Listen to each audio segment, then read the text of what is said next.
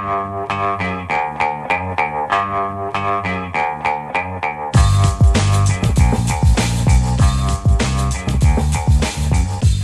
the Brian Lehrer Show on WNYC. Good morning again, everyone. Now we continue our WNYC Centennial series, 100 Years of 100 Things. Today, thing number 41, 100 years of U.S. involvement in the Middle East. So relevant now, obviously. U.S. involvement with the Middle East has been one of the most complicated and vexing foreign policy areas for just about a whole century. And how to change it yet again will be a major question facing the new Trump administration.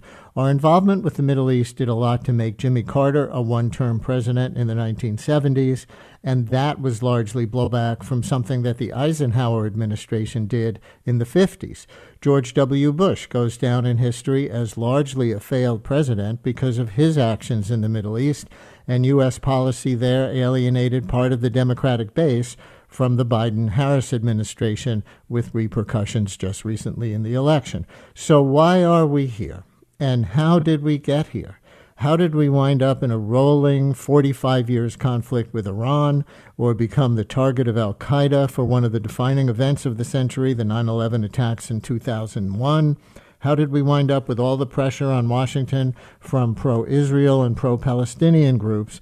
And how did the oil economy of the last 100 years lead us to this point in history today? Such a big topic and still so relevant. We'll try to focus mainly on three big things for the purposes of this conversation: Iran, Israel-Palestine, and oil. And we have two guests: Gideon Rose, adjunct senior fellow at the Council on Foreign Relations think tank, the former editor of Foreign Affairs magazine, and author of the book How Wars End, and he was associate director for Near East and South Asian Affairs on the staff of the National Security Council during the Clinton administration.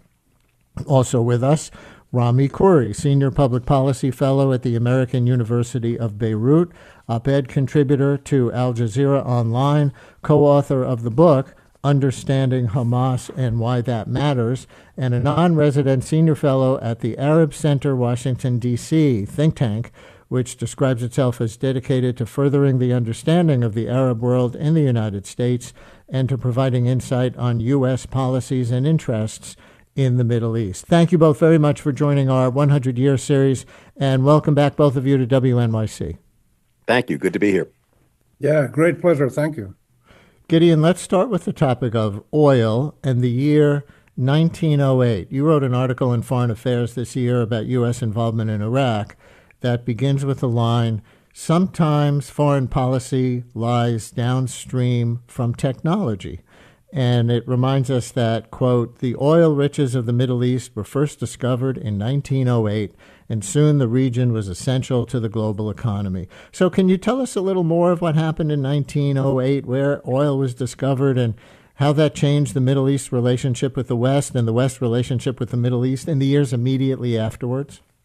So the discovery in what is now Iran, then Persia, in 1908 of massive oil resources helped make the Middle East, and particularly the Persian Gulf and its surrounding areas, a crucial strategic resource in the oil-dominated, industrialized world of the 20th century and beyond. In the same way that forests were important when you had shipbuilding industries, or coaling stations were important when you had steamships, oil became a crucial resource.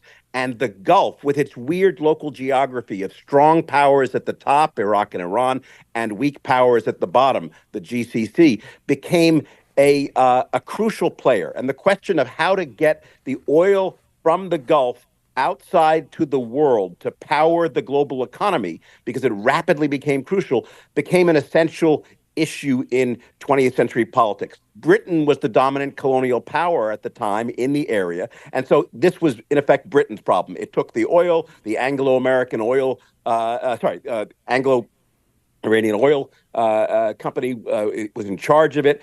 And when Iran becomes independent in the post-World War II era, when decolonization happens, they nationalize the oil. And this creates a sort of tension with the Brits and ultimately leads to the imposition of the Shah, or the election of the installation of the Shah as the ruler of Iran. And the United States takes over in the post-war era from Britain as the guarantor of the regional economy. It becomes the dominant power in the world. It takes over, in effect, responsibility for the broad regional stability and security and flow of resources out. And it doesn't know what to do with this. First, it tries to get it to local contractors like Iran and Saudi Arabia in the 1970s. But then the Iranian Revolution happens. And so it keeps getting drawn in. It helps Iraq and Iran balance each other during the Iran-Iraq War because it doesn't want either one to win and dominate the Gulf. In the 1990s, it gets involved with the containment of both Iraq and Iran after having pushed Iraq out of Kuwait in 1991. And then finally, it goes directly involved in trying to run Iraq in the post-Iraq War era.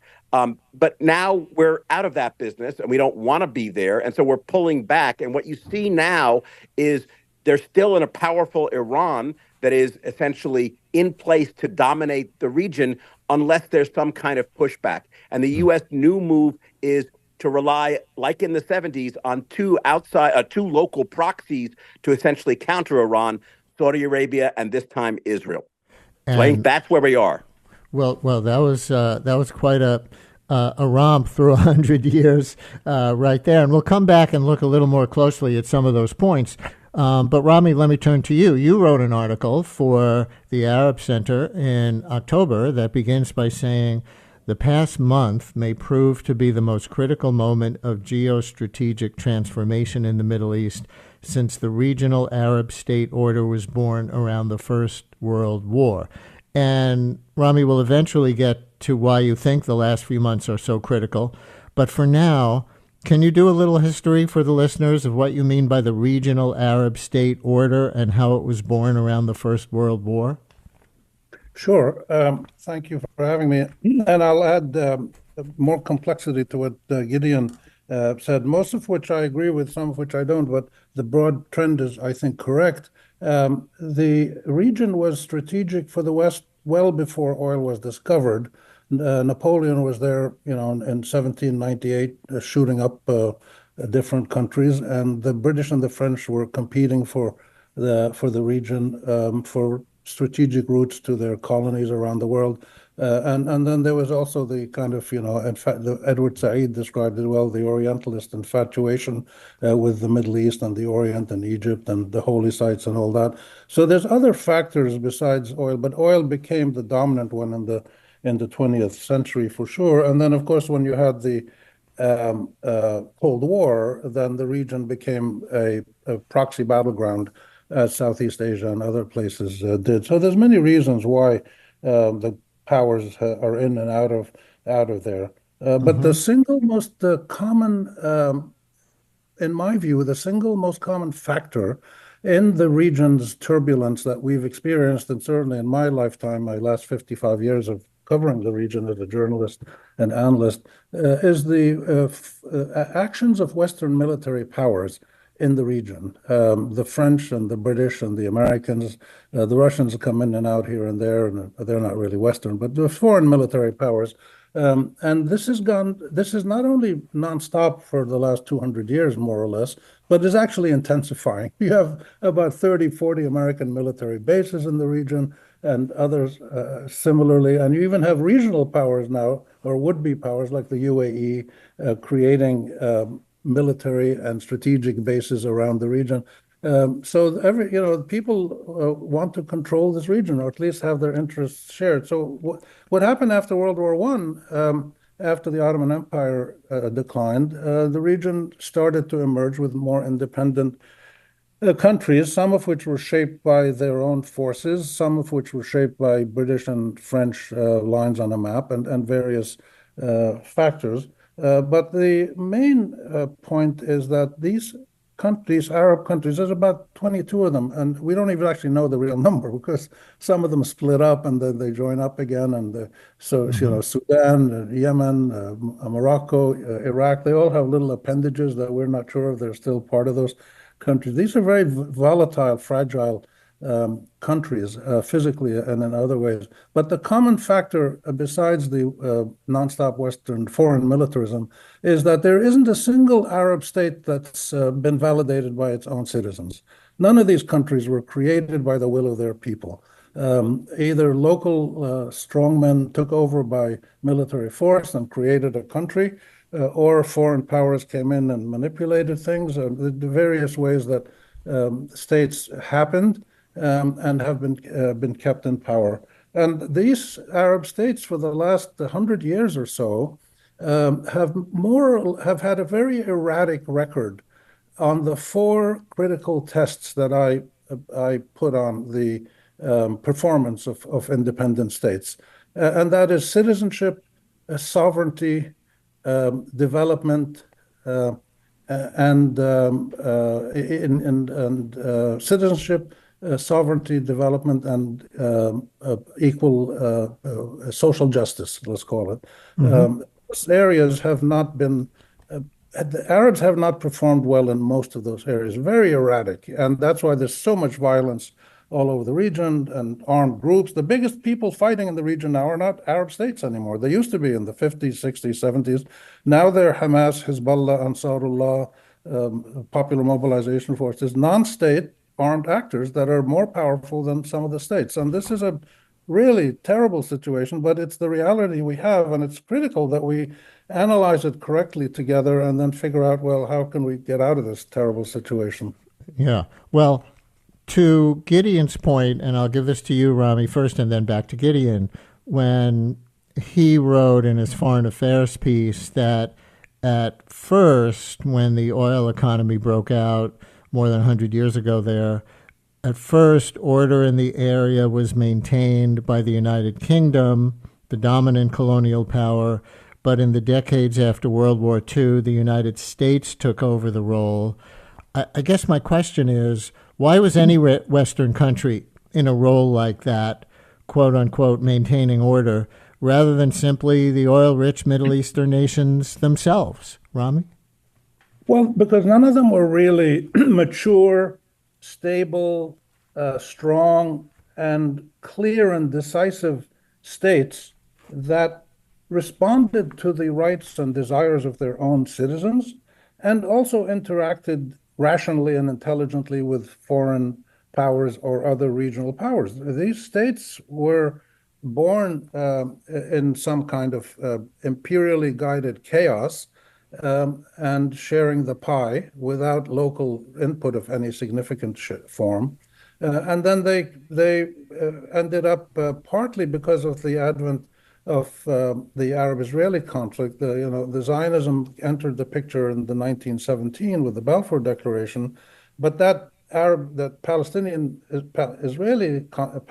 Zionist conflict, which became the Israeli-Arab conflict, only really picked up in the 30s and 40s and ever since then. And Gideon mentioned that the U.S. saw Israel as one of its two guarantors, and of course that's only created a much more militant situation and unstable situation all across the region, partly because of Israel's behavior, partly because of other factors. So when we put all those things together, big powers don't like instability, and certainly their economic investors don't like instability, and therefore they look for. So this has been the hallmark of the U.S. and others in the West, that we want stability. It doesn't matter if they're all autocrats, but as long as the place is stable, we're happy.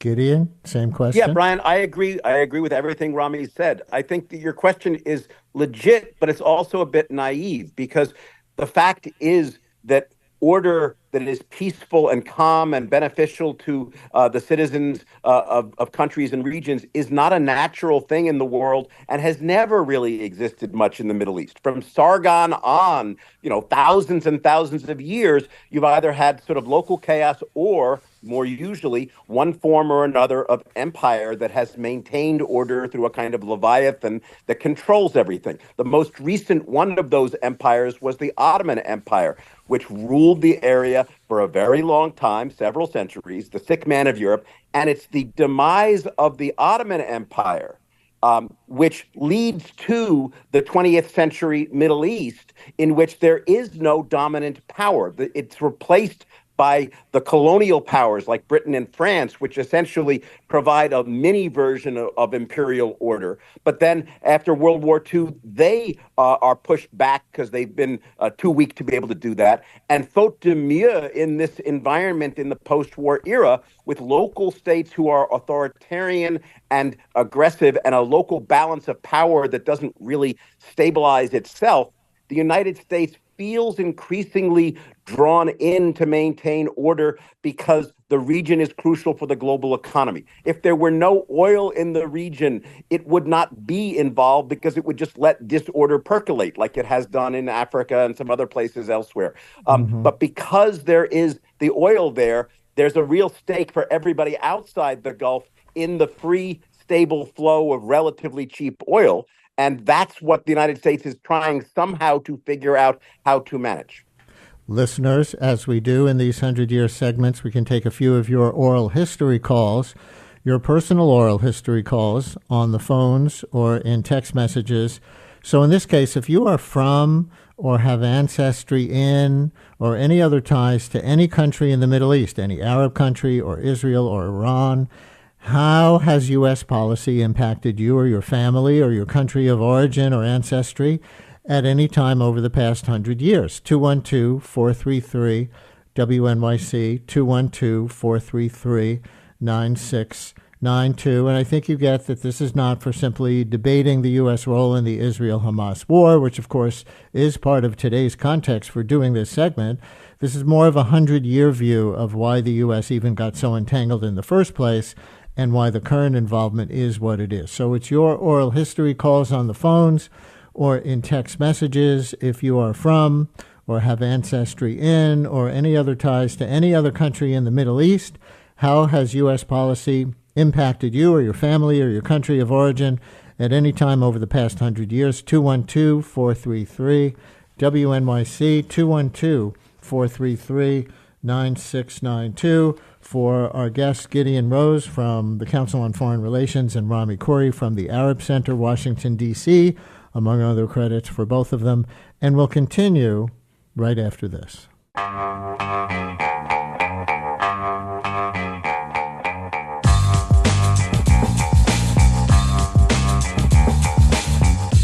Brian Lehrer on WNYC. It's our 100 Years of 100 Things series, number 41, 100 Years of U.S. Involvement in the Middle East, with Gideon Rose from the Council on Foreign Relations, Rami Khouri from the Arab Center, Washington, and we appreciate both of their time. And some of you on the phones as we go at 212-433-WNYC or in text messages 212-433-9692. So we've been talking so far about U.S. involvement with respect to oil, and we've kind of come up to the present even in that respect.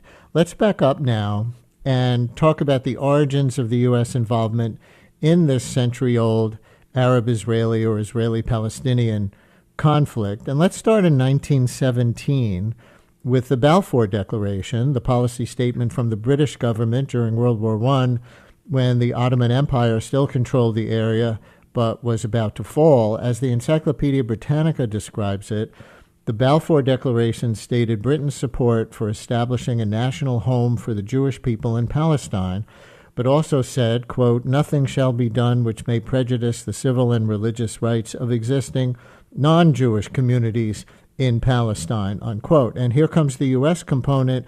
Britannica goes on to say that the British government hoped that the declaration would rally Jewish opinion, especially in the United States, to the side of the Allied powers in World War I. So, Rami, if you accept Britannica's context, did it work? Did Britain get something it wanted from American Jews or from the United States from issuing the Balfour Declaration? Probably after some years it did, but I think there's other reasons why why this happened. The British there were a lot of anti-Semites in the British government. They wanted the Jews who were suffering in Eastern Europe and Russia to go to Palestine, not to come to England. Britain, and the U.S. passed laws restricting Jewish immigrants coming from Europe to those countries. So that was one reason. Also, Great Britain felt as an imperial power that to have a country, a Jewish homeland or state that was close to them would be strategically valuable for them. So there were other reasons why the Balfour Declaration was passed. And it was just a very effective Zionist lobbying. One of the great stories or one of the great dimensions of this 100 years is how effective the Zionist and then the State of Israel's lobbying has been in Europe initially and then in the United States. There's also a third factor, which is you had these Christian fundamentalist Protestant movements in Britain in the 19th century that were very powerful, and many of them were in government, and they wanted a Jewish state just for their own millennial eschatological reasons. They wanted to have all the Jews go back to Palestine, and then the Messiah would come, and all kinds of great things would happen, peace for 1,000 years. So there's quite a few different things together. But the fact is that it did happen, and the description of the Arabs, of the Palestinians, who made up around 93% of the population, including my family in Nazareth, where our home is we still have it in Nazareth, they were called the non-Jewish population. I mean, that's like saying, you take New York City and you say, the non-redheaded population, which is the majority, the vast majority are non-redhead. So this was a racist, imperial process from the very beginning. It was outrageous, but that's what happened in the imperial age. The British did this. The Zionists had tried to get the Ottomans, the Russians, and others to support a creation of a Jewish state. None of them went for it because they realized it would probably cause a lot of problems, which it did. But the British accepted for the reasons they did. And really, it's the starting point that we have to look at. You're right. Gideon, anything to add or disagree with there, especially, again, with respect to the United States' role in the British Mandate Palestine era? So if oil is one pillar of the region for outside powers to get involved, Jerusalem and the birthplace of all the major Abrahamic religions is the other. There has always been a constant Western interest in the Holy Land. You can go back to the Crusades. You can do other kind of things.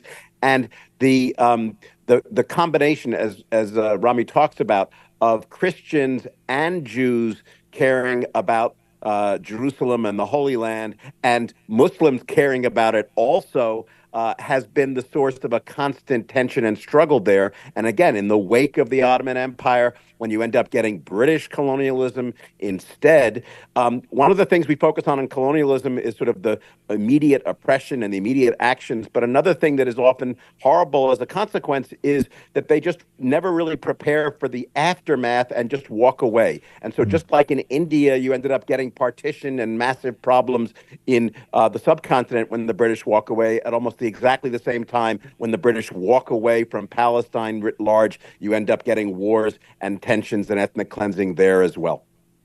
And Gideon, I don't want to get bogged down, as I've said earlier in this segment, in the Arab-Israeli or Israeli-Palestinian conflict itself with the competing versions of who's the big or bad guy and everything else. The focus here is the history of the United States role.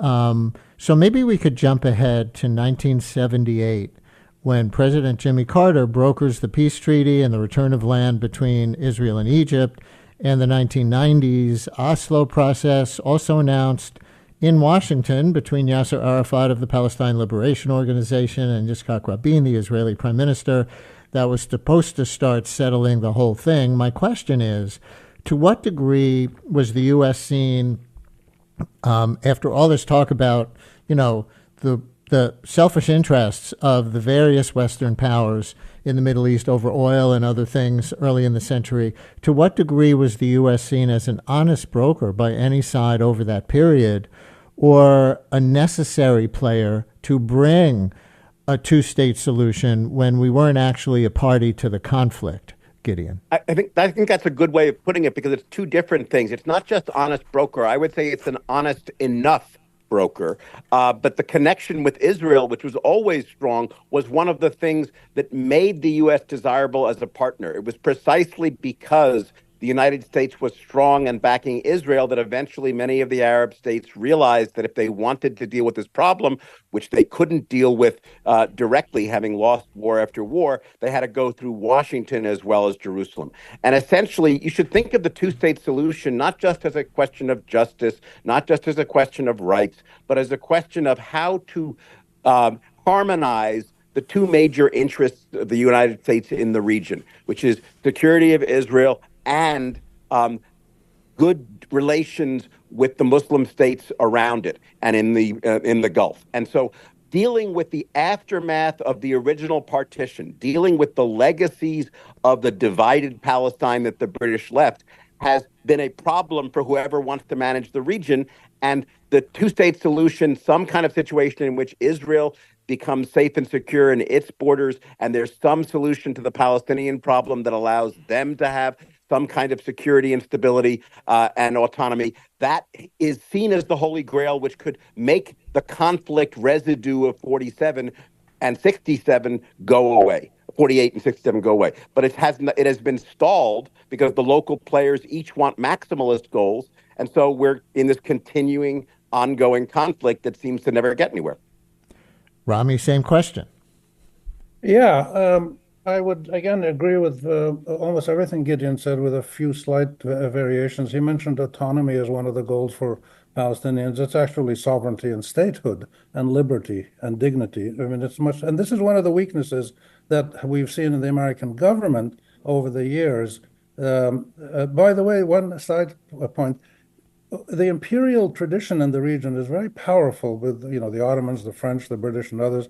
Then when the U.S. took over, the U.S. has proved to be an amateur imperialist power. They don't know how to do imperialism. These other characters did it really well in the fact that it served them for many, many years, and then they got out, and as Gideon said, they left a mess behind. But the U.S. doesn't quite know how to do it. It's very amateurish, and therefore it keeps getting into all of these situations, including now where it's fighting people in Yemen and Iraq and all over the place.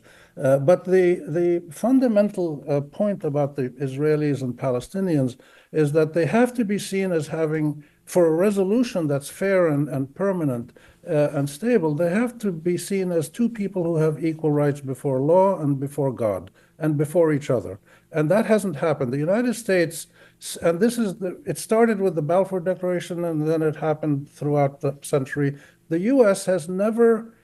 and Israel have never seen Palestine as a state and a people that has equal rights, as does the state of Israel. We've come to that resolution in the Arab world. We've recognized Israel, we've offered to live in peace, and the details have to be negotiated, but there's never been a serious response from the Western powers. And what's happened is that the intervention of the U.S., Camp David, Oslo, other ones, what's going on right now, the ceasefire in Lebanon and Gaza, has always been predicated in the eyes of the officials in Washington on the Israelis having a slight or serious advantage over the Palestinians, that Israeli security and sovereignty take priority over any other issue. And this is one of the reasons I think we've never really achieved a permanent a resolution. The peace treaties that did work, Egypt and Jordan, worked because they did treat both sides as having absolutely equal rights, and therefore that should be a lesson that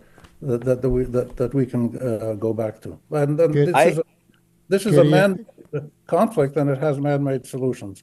Gideon? I agree with Rami in general, except that I think there's something missing from his analysis, which is power, which is the reason why those treaties with the Arab states were ones that were ultimately able to be worked out, was because there had been a series of wars that established a balance of power or a distribution of power that was agreed upon, and Israel had to acknowledge that its enemies weren't going anywhere, and the Arab states around it had to acknowledge that Israel wasn't going anywhere. And so that ultimately led to an externalization of the problem and peace settlements.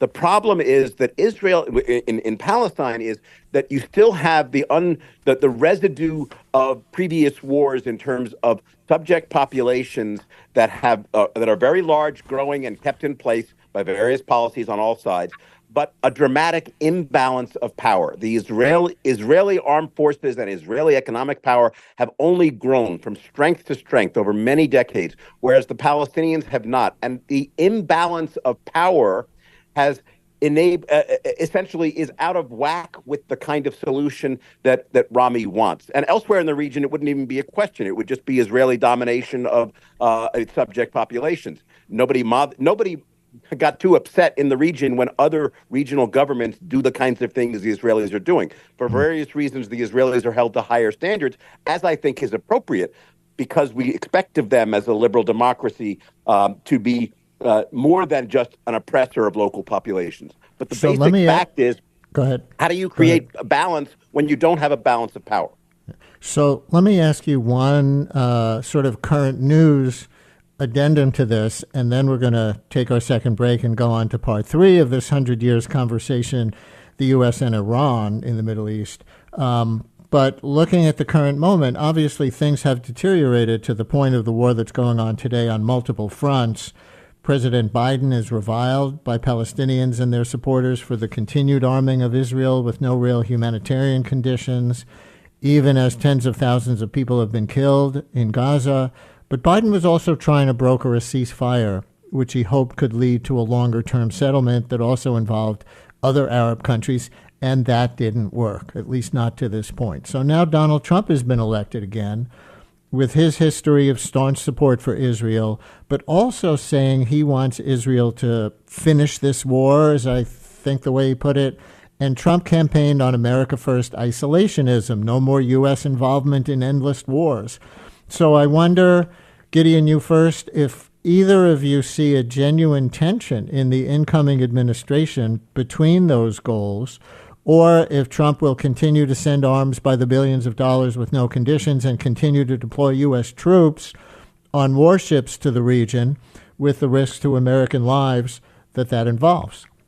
So the real question is, what are the terms that the Israelis want to end the wars on? Because even if they defeat Hamas militarily, even if they defeat Hezbollah militarily, as they are doing, even if Iran stays out, the question of what happens to the occupied territories, what happens to Gaza, remains open. And here there is a possibility for a deal, and the upside of Trump is he might actually be able to pull this off. Imagine a second Abraham Accords, a follow-on deal in which the Saudis and other states agree to recognize Israel. Israel agrees to have some kind of transition to autonomy or something with a revived PA, a non-Hamas leadership in the occupied territories, and you end up merging towards an anti-Iran agreement that stabilizes the region. That's possible, but it would require the Israelis to shut down their hardliners. Right, but that's what Biden has been trying to do, exactly what you just described,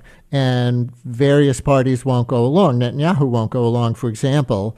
So what if it doesn't work, is really my question. How do you see the Trump administration then staying involved or engaging in America First isolationism and pulling back with money and troops if it doesn't work? This is the big question, just as in Ukraine, where the question is, would Russia take the deal the Trump administration wants to give it? If they don't, what will happen then? We don't know whether Putin or Netanyahu will take the deals the Trump administration wants to give them. And it's a giant question mark what will happen if they don't. Rami. Yeah, this is where I disagree with most of what Gideon said on this particular point. The idea of harnessing Abraham Accords 2 to form a regional coalition against Iran strikes me as the most effective way to perpetuate huge warfare across the region for decades and decades to come. And I'm old enough to remember Alexander Haig and people trying to create anti-Iranian coalitions back in the 70s and 80s.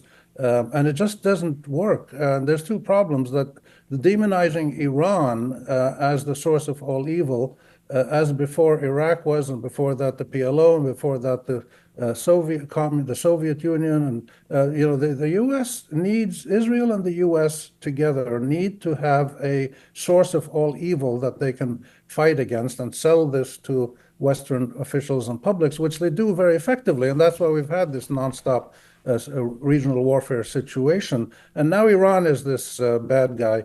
I think a better approach would be to I agree there should be a regional approach to resolving these issues, and I'm in the middle of writing an article that will come out very soon, looking at the grand bargain idea, where you get the Saudis, Israelis, Palestinians, Americans, and Iranians, and then a bunch of other people can be involved. But those critical parties working together on an agreement that essentially responds to their core rights and demands, and each side responds to the other side's core rights and demands. And I would just, again, adjust what Gideon said, that the Palestinians would not just get autonomy, they'd get sovereignty, statehood, security, and dignity, equal rights with the Israelis. And this would be done in a way that satisfies everybody's need to be secure and safe.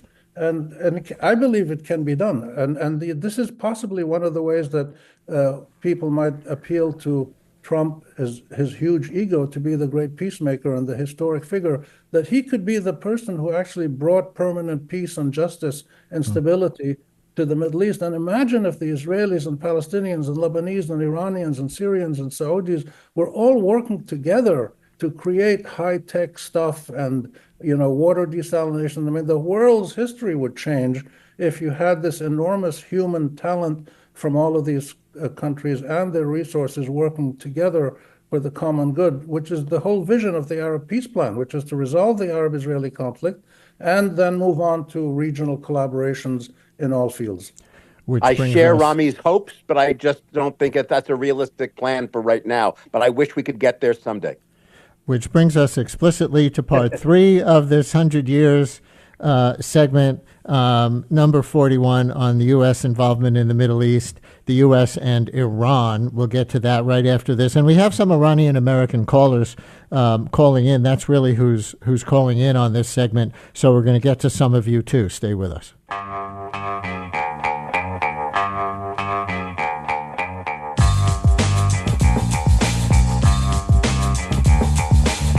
Brian Lehrer on WNYC as we continue our WNYC Centennial Series, 100 Years of 100 Things. Today, thing number 41, 100 years of U.S. involvement in the Middle East. And we've covered 2 of the 3 major topics that we have for this conversation. Obviously, this is one that could go on for hours and days and weeks and unfortunately decades. But we've talked about oil, we've talked about Israel-Palestine, and now with our guest Gideon Rose from the Council on Foreign Relations, among other things, and Rami Khouri from the Arab Center Washington, among other things. Finally, Iran, and again backing up in this 100-year history to the year 1953 and a military coup inside that country. And again, to cite Britannica as a history source, it says, funded by the United States and the United Kingdom, the coup removed Mohammad Mossadegh from power and restored Mohammad Reza Shah Pahlavi as Iran's leader. It says the United States took the leading role in a covert operation called Operation Ajax, whereby CIA-funded agents were used to foment unrest inside Iran by way of the harassment of religious and political leaders and a media disinformation campaign. Media disinformation campaigns aren't new. These efforts formally approved by President Eisenhower. It is generally agreed today, says Britannica, that the 1953 coup sowed the seeds for the Islamic Revolution of 1979, in which the Shah was overthrown and went into exile. In 2013, it adds, the CIA formally disclosed its role in the coup. So, Gideon, assuming you agree with that telling, why'd we do it? Why was the U.S. involved in such a thing in somebody else's country? That's a little bit of a tendentious treatment, actually. I mean, what happened was in the post-war era, the new Persian government decided to nationalize its oil company. And the British were very upset with this because they had a large share of it and they didn't want to give it up. And so they essentially blockaded the government and put economic pressure on. And the U.S. is struggling to figure out what to do.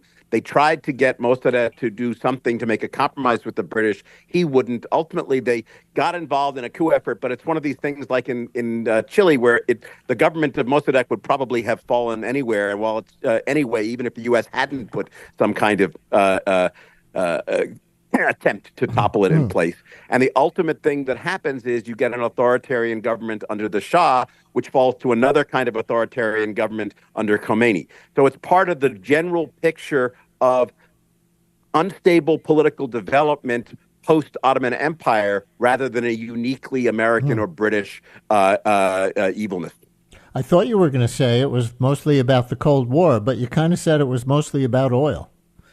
It's about oil in the Cold War, because the question becomes, Mossadegh, when he's trying to have his fight with the British, says, "Oh, I'm going to sell oil to the Russians." We'd already been the Soviets had already been trying to take over some of the provinces near them, and so in this context, the question of not allowing a strategically important country like Iran to fall to the Soviet orbit meant that you ultimately wanted pro-Western rulers who you could live with in some way. And that was common throughout the region. And it still exists in places like Saudi Arabia, which is, we're making the same deal with Saudi Arabia now. Bijan in Philadelphia, you're on WNYC. Hi, Bijan. Thank you for calling in. Hi, Brian. Thank you. And thank you to your guests. Really interesting conversation. As it was going on, the thought that I kind of had come to my mind, and I hate to make it a little bit more abstract, but particular to Iran, just about how much of the history of contemporary Iran exists in the space between fantasy and reality, and how much, at least in the diaspora, we really cling to one narrative or the other. And I think it's kind of an attempt to kind of stabilize yourself if you're, in a free fall. But it's analogous to kind of hanging onto a cloud to try and slow down your ascent. And then the result is kind of this living in a space in between two worlds, over here and over there. And I think for many of us, as we listen in the conversations, this one is quite fruitful. But, every time there's a big event in the Middle East, you read a 1,000-word think piece about what Iran is or what its role in the region is. And sometimes you might say that's completely opposite of the experience I've had for 38 years of my life, or you might, say that person really has their finger on it. And then the wind blows some more and everything seems to change again. So, it's just, I think, again, as a member of the diaspora, listening to this conversation, it's about trying to create like a stable foundation from which you can at least project something into the future. Unfortunately, all too often we see that foundation kind of sifts like it's built on sand. And then it becomes more difficult to figure out what we're doing in the future. Thank you very much. And we're going to go to another Iranian-American caller, Mariam in Scotch Plains. You're on WNYC. Hello, Mariam. Hi, Brian. A big fan of your show. Yes, I'm an Iranian-American, and I have 2 points to make. First, Gideon Rosen has actually provided some inaccurate information, which, not to point finger at him, I think it's the common misconceptions among U.S. politicians or people who make, policy advices to people. For example, the first thing he started saying that before World War I, Iran was basically a dependent colony.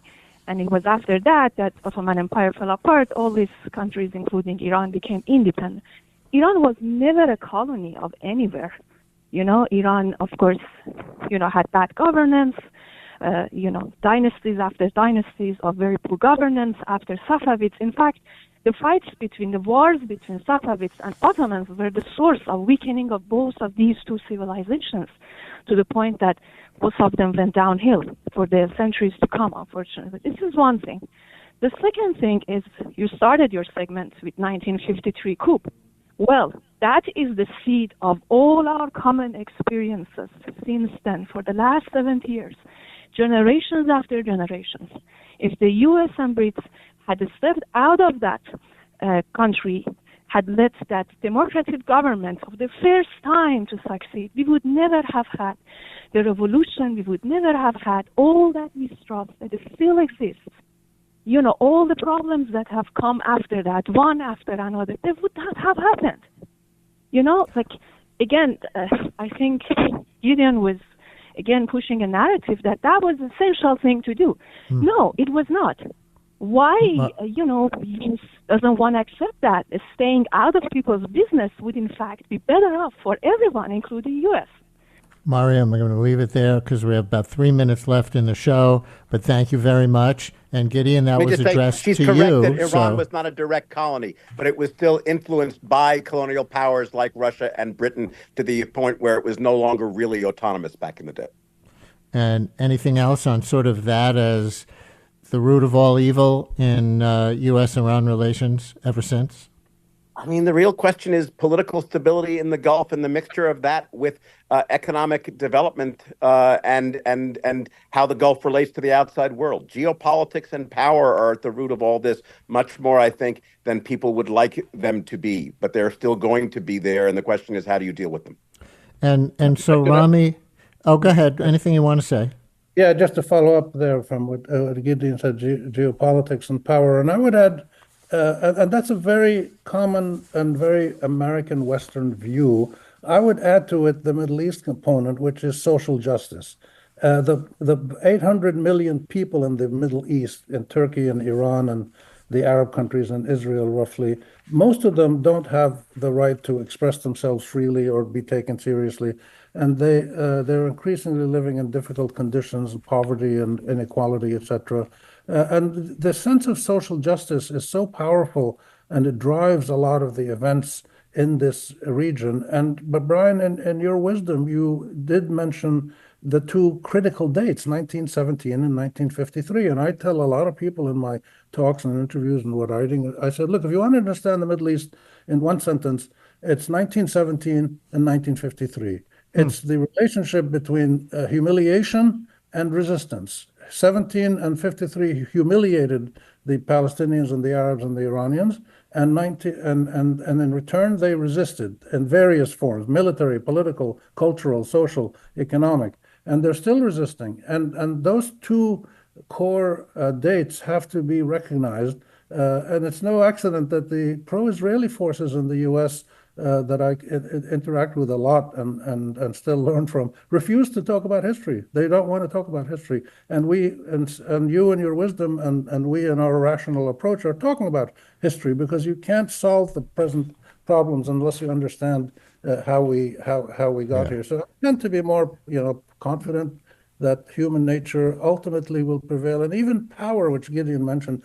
The U.S. power in Afghanistan and Vietnam, the French and Algeria, was unmatched anywhere in the world, and they were sent home scurrying like defeated rats because they misused their power. Maybe rats is too strong a word, but defeated aggressors. So power doesn't always prevail in the end. I think human dignity and social justice are more powerful forces, and that's what you hear coming out of the people of this region. I would add that in my experience, a lot of people who want to talk about the Israeli-Palestinian conflict do want to talk about history, but they start the calendar, they start the clock at different points, depending on who they want to blame more for the current situation. But that is another segment on this show where we are not going to solve the Middle East today, but hopefully for all of you, that was a useful deep dive in the context of our 100 Years of 100 Things series. It's been 100 years of U.S. involvement in the Middle East, and we thank our guests, Gideon Rose, Adjunct Senior Fellow at the Council on Foreign Relations think tank, the former editor of Foreign Affairs magazine and author of the book How Wars End, and Rami Khouri, Senior Policy Fellow at the American University of Beirut, op-ed contributor to Al Jazeera Online, co-author of the book Understanding Hamas and Why That Matters, and non-resident Senior Fellow at the Arab Center, Washington, D.C. think tank. Thank you both so much for giving us so much time today. We really appreciate it. Thank you, Brian. Thank you. It was a pleasure.